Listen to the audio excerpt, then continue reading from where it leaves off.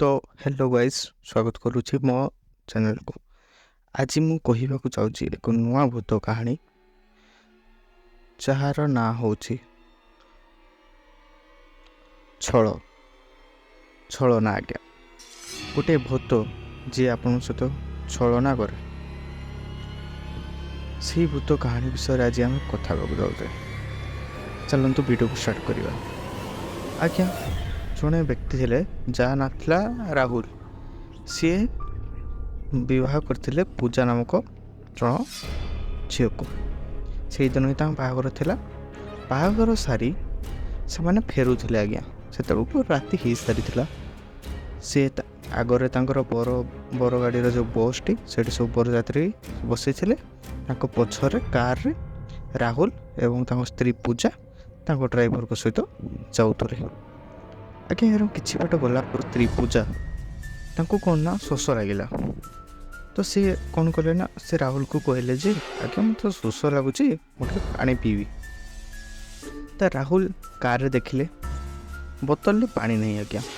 तापर से पूजा को कहले आओ तुम टे कंट्रोल कर दियो किसी आकु ही आम गाँ आसो देन तुम पानी पीब। किंतु पूजा कहले ना मत बहुत जोर से शोष लगी। तब ड्राइवर कहला आज्ञा टिके रुहतु टिके आगू गला से नलकूप अच्छी से आप पानी पी पारे। टिके आगू गले नलकूप पाखे ड्राइवर गाड़ी ठिया गला। देन से ड्राइवर कहला आप नवविवाहिता कि? राहुल बोले हाँ।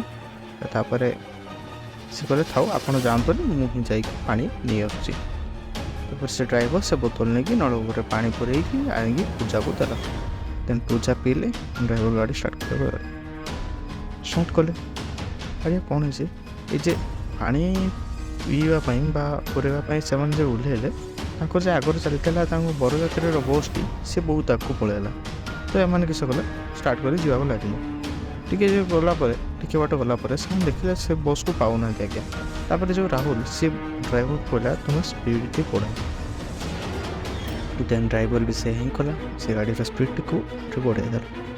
तापर भी से बहुत दूर गलापर भी से बस टी को पाऊन एमती पहुँचे। एमती भाई से आउ थे आगू गले तार पुणी थे आसिक से पाखे ही पहुँची गले। किंतु एबे से नलकूप पाखे गोटे बड़ बहुत माने बुढ़ा लोकटे थिला।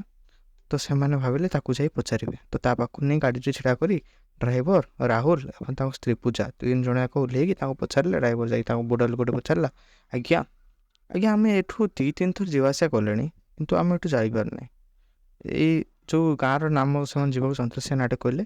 तो बुद्ध लोकटी कहले आज्ञा आप तो ये गाँव टी पछर छाड़ दी आस। ड्राइवर कहले ना आज्ञा तो आम तो सेठू ही आसले आम क्या छाड़ देकी आसवा।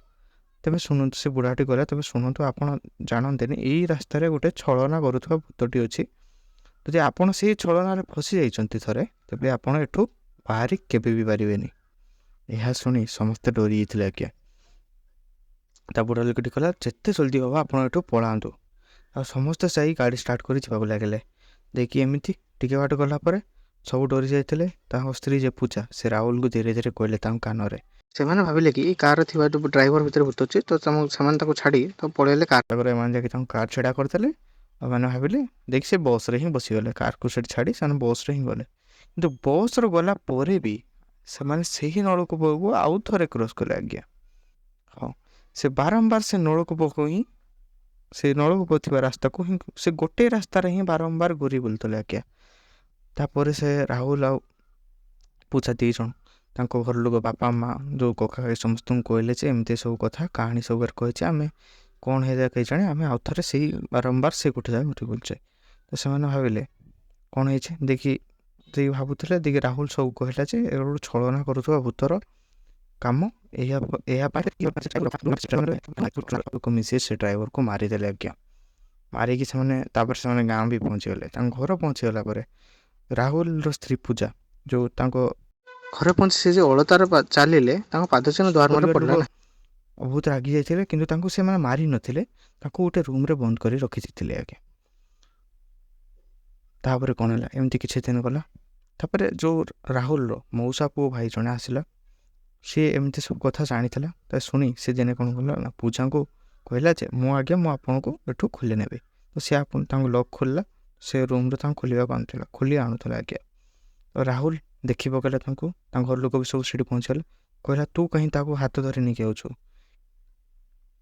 କହିଲା ମୁଁ ତାଙ୍କୁ ବାହାରକୁ ନେଇଯିବି ଆଜ୍ଞା, ତୁମେମାନେ ସବୁ ଏଠି ତାଙ୍କୁ ବନ୍ଦୀ କରି ରଖିଛ। ଏହି କଥାରେ ତାଙ୍କ ଭିତରେ ମଉସା ପୁଅ ଭାଇ ରାହୁଲ ଭିତରେ ଧସ୍ତାଧସ୍ତି ହେଉଥିଲା।